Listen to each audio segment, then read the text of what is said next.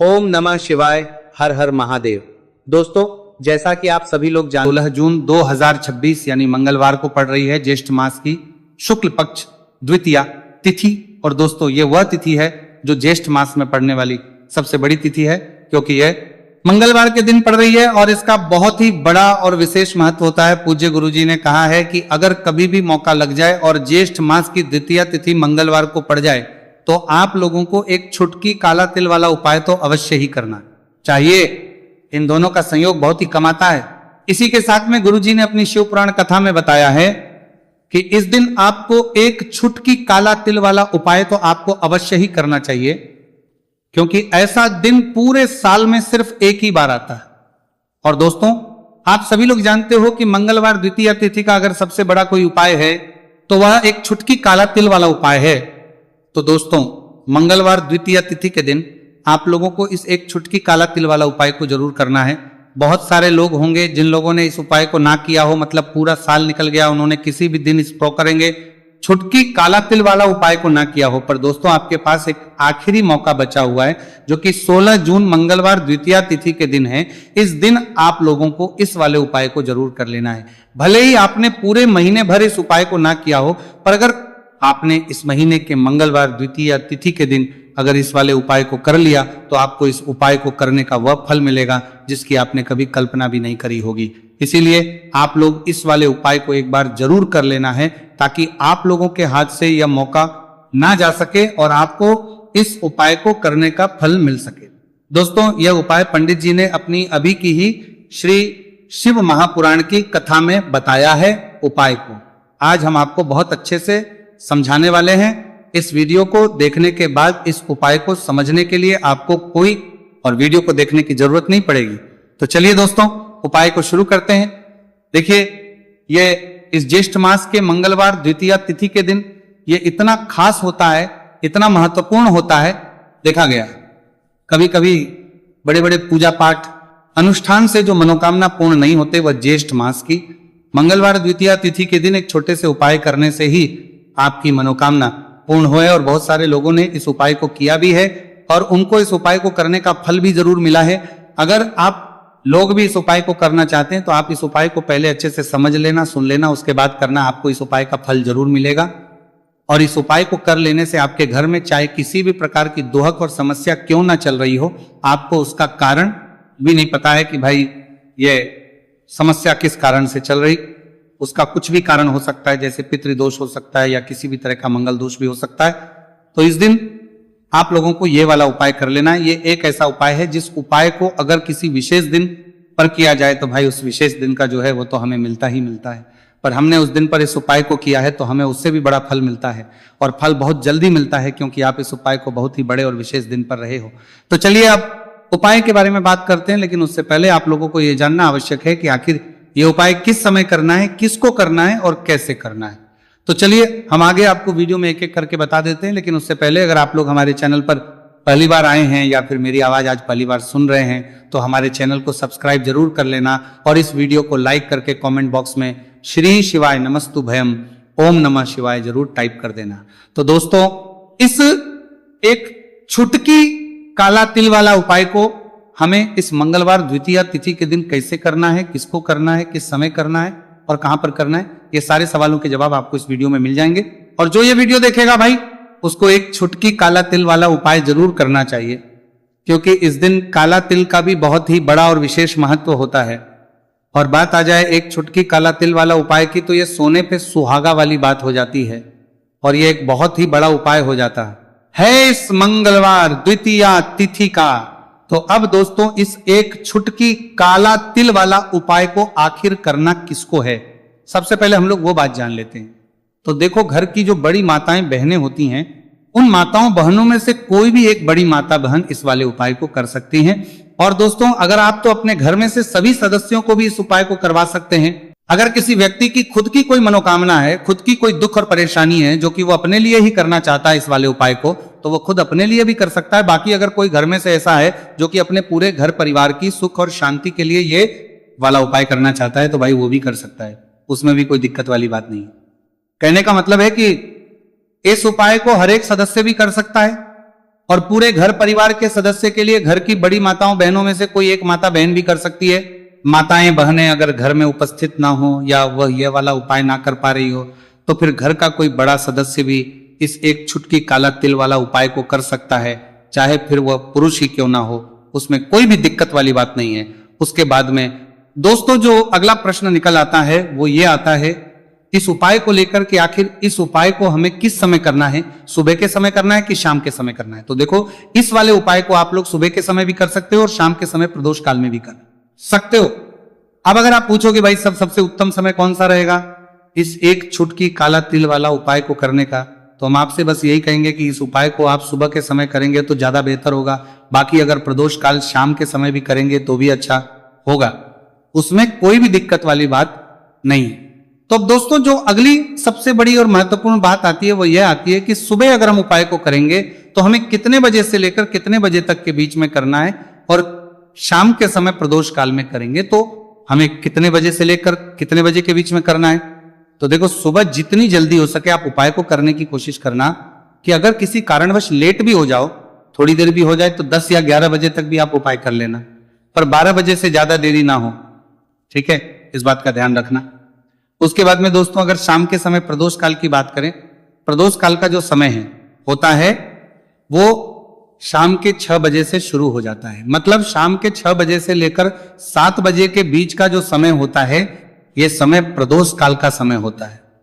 तो आप उपाय को 7 या 8 बजे के बीच में भी कर सकते हो। मतलब शाम के 6 बजे से रात 8 बजे के बीच में आप कभी भी इस वाले उपाय को कर सकते हो, उसमें कोई भी दिक्कत वाली बात नहीं है। देखिए यदि आपके जीवन में संकट बहुत ही अधिक चल रहे हो, समस्याएं बहुत ही अधिक चली हो, एक एक रूप खर्च करने आपको बस ओढ़ रहा है, भूमि से जुड़ी हुई कोई भी समस्या हो या फिर आपके विवाह से जुड़ी हुई कोई भी समस्या हो या आपके व्यापार से जुड़ी हुई कोई भी समस्या हो, तो आपकी ये सारी समस्या इस मंगलवार द्वितीया तिथि के दिन समाप्त होने वाली है।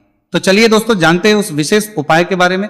देखिए इस वीडियो में हम पूज्य गुरुजी द्वारा बताए गए 3 बहुत ही चमत्कारिक उपायों के बारे में जानेंगे। देखिए ये जो उपाय है आपके जीवन से दुर्भाग्य का तो अंत करेंगे ही, साथ ही साथ यदि आपके जीवन में धन की समस्या चल रही है तो वह सभी भी आपकी समाप्त हो जाएंगी।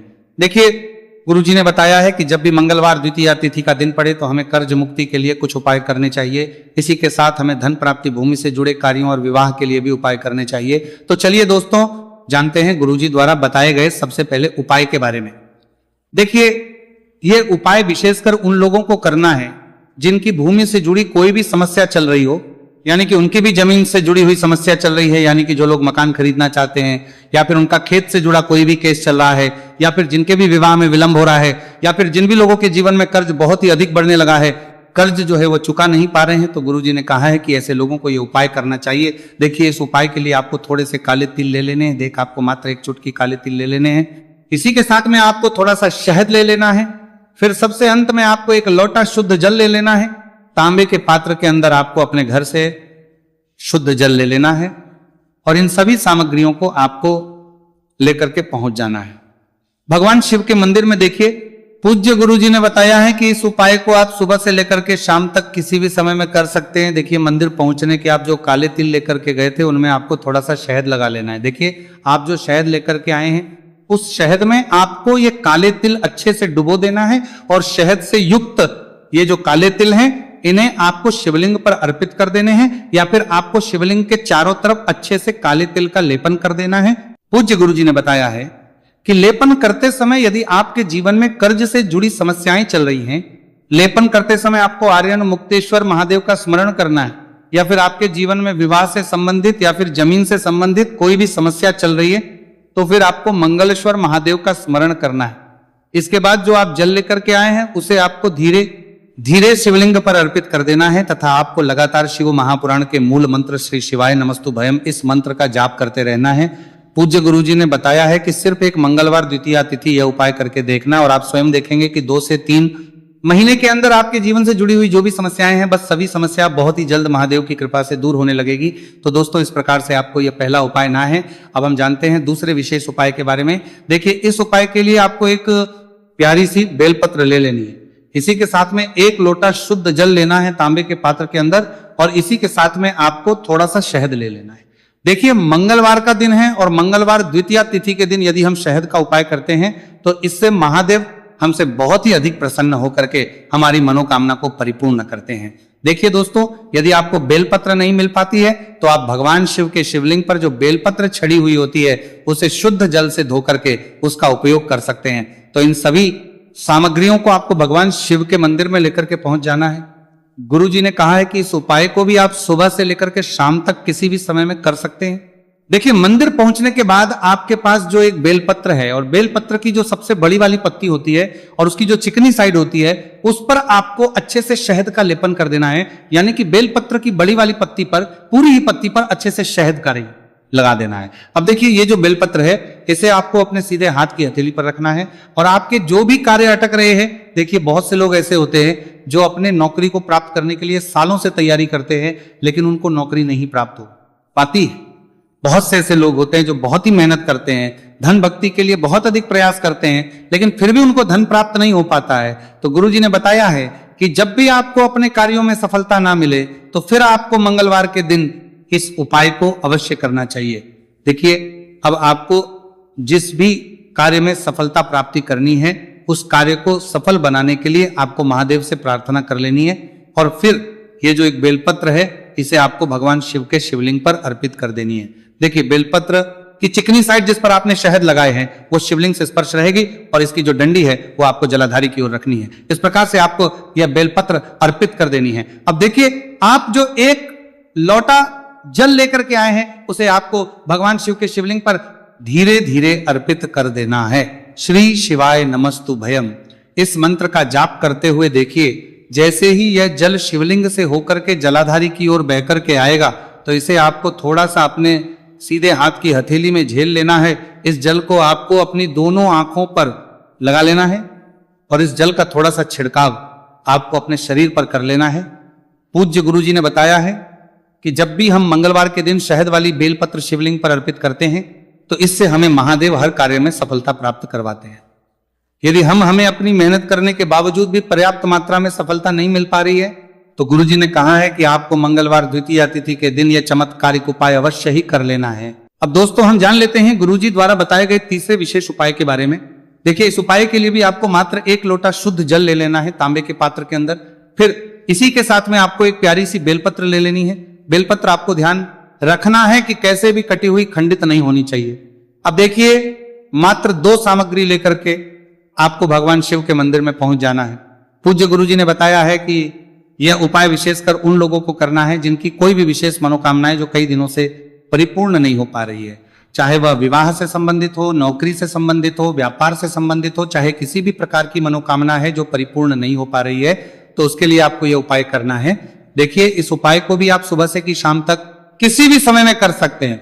देखिए मंदिर पहुंचने के बाद सबसे पहले तो आप बेलपत्र लेकर के आए हैं, उसे आपको अपने सीधे हाथ की हथेली पर रखना है और आपको महादेव से प्रार्थना करनी है कि हे मेरे महादेव, मेरी ये जो मनोकामनाएं बहुत दिनों से अधूरी है, मैंने कई प्रकार के उपाय कर लिए हैं, कई प्रकार के व्रत कर लिए हैं, लेकिन अभी तक मेरी मनोकामना परिपूर्ण नहीं हो पाई है, तो उस मनोकामना को परिपूर्ण करने के लिए प्रार्थना करनी है और ये एक बेलपत्र आपको शिवलिंग पर अर्पित कर देनी है। देखिए बेलपत्र की जो चिकनी साइड है वह शिवलिंग से स्पर्श रहेगी और इसकी जो है वो आपको जलाधारी की ओर रखनी है। इस प्रकार से आपको यह बेलपत्र अर्पित कर देनी है।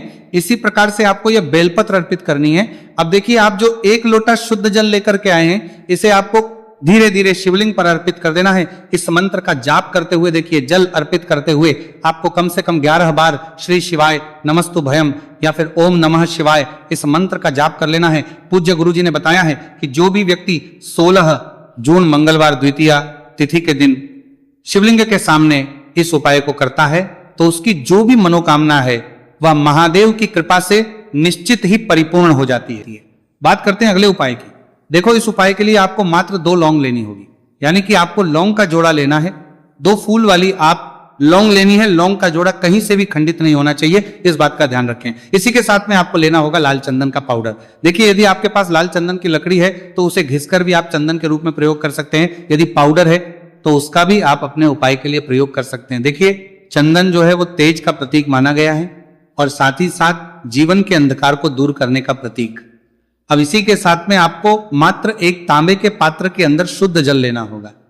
अपने घर से अब दोस्तों ये तीनों सामग्री लेकर के सीधे आपको पहुंच जाना होगा भगवान शिव के मंदिर में। देखिए इसी के साथ में आपको एक गोलबाती का दीपक भी लेना होगा।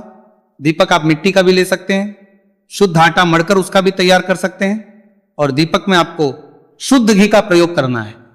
लेकिन जैसे ही आप इन सामग्रियों को मंदिर में लेकर के पहुंचेंगे, मंदिर में जैसे ही आप चौखट के वहां पर पहुंचेंगे, तो मंदिर की चौखट के सीधे तरफ आप जो अपने साथ एक गोलबाती का दीपक लेकर के आए हैं, उसे आपको सबसे पहले तो प्रज्वलित कर देना है। यानी कि जैसे ही आप मंदिर की चौखट के वहां पर प्रवेश करते हैं, तो उसके सीधे तरफ आपको ये गोलबाती का दीपक प्रज्वलित कर देना है। अब देखिए जैसे ही आप ये दीपक प्रज्वलित करेंगे, तो आपकी जो भी मनोकामना है उससे आपको बोल देना है।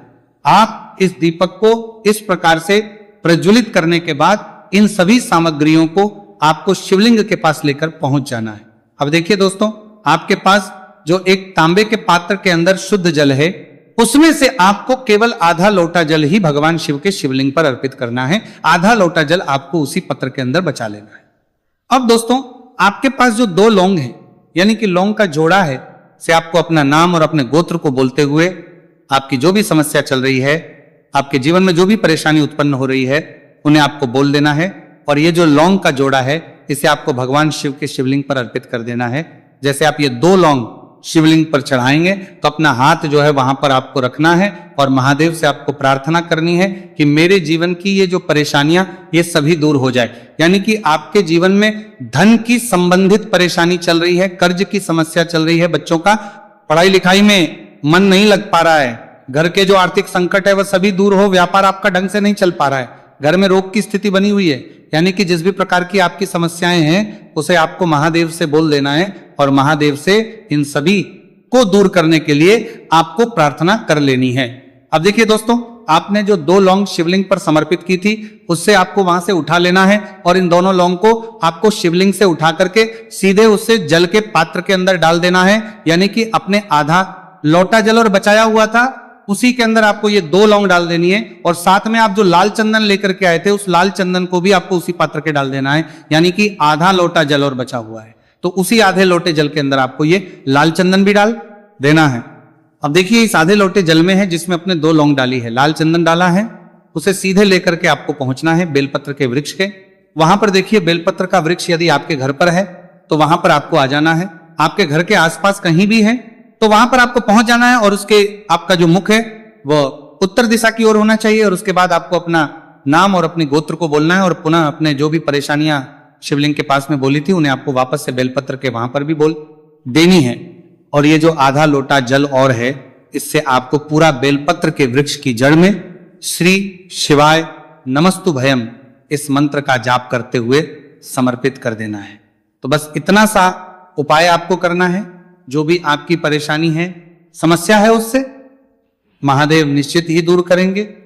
अब दोस्तों हम जान लेते हैं तीसरे चमत्कारी और विशेष उपाय के बारे में। देखिए ये उपाय बहुत ही चमत्कारी है, क्योंकि इस उपाय से आपके जीवन में तेज की वृद्धि होगी, यानी कि जीवन से जितना भी अंधकार ही वो सभी दूर होगा। तो इस उपाय के लिए आपको मात्र एक गुड़ का टुकड़ा लेना है। गुड़ का टुकड़ा आपके जीवन में तेज की वृद्धि करता है और साथ ही साथ आपके जीवन से जो है उसे दूर करता है। इसी के साथ में आपको एक चावल दाना यानी कि अक्षत का दाना लेना है। ये चावल का दाना आपके जीवन में सुख शांति को लेकर के आता है, आपके जीवन में धन की जितनी भी परेशानियां हैं उन्हें समाप्त करता है। इसी के साथ में आपको मात्र एक हरा मूंग लेना है। हरा मूंग जो है वह बुध ग्रह को प्रसन्न करता है। देखिए हरे मूंग का उपाय करने से बुध ग्रह मजबूत होता है और बुध ग्रह के मजबूत होने से बुद्ध ज्ञान और विवेक की प्राप्ति होती है। तो यह सामग्री आपको एक एक लेनी है, यानी कि एक गुड़ का टुकड़ा, एक चावल का दाना, एक हरा मूंग आपको लेना है। देखिए हरा मूंग का दाना और चावल का जो दाना है आपको साबुत लेना है, खंडित नहीं होना चाहिए। और इसी के साथ में आपको मात्र एक तांबे के पात्र के अंदर अपने घर से शुद्ध जल ले लेना है। देखिए अब इन सभी सामग्रियों को लेकर के सीधे आपको पहुंच जाना है भगवान शिव के मंदिर में। आप ये उपाय सुबह से लेकर के शाम तक किसी भी समय कर सकते हैं। तो एक गुड़ का टुकड़ा है, एक चावल का दाना है और एक हरा मूंग का दान है। उन तीनों को आपको उस जल के पात्र के अंदर डाल देना है।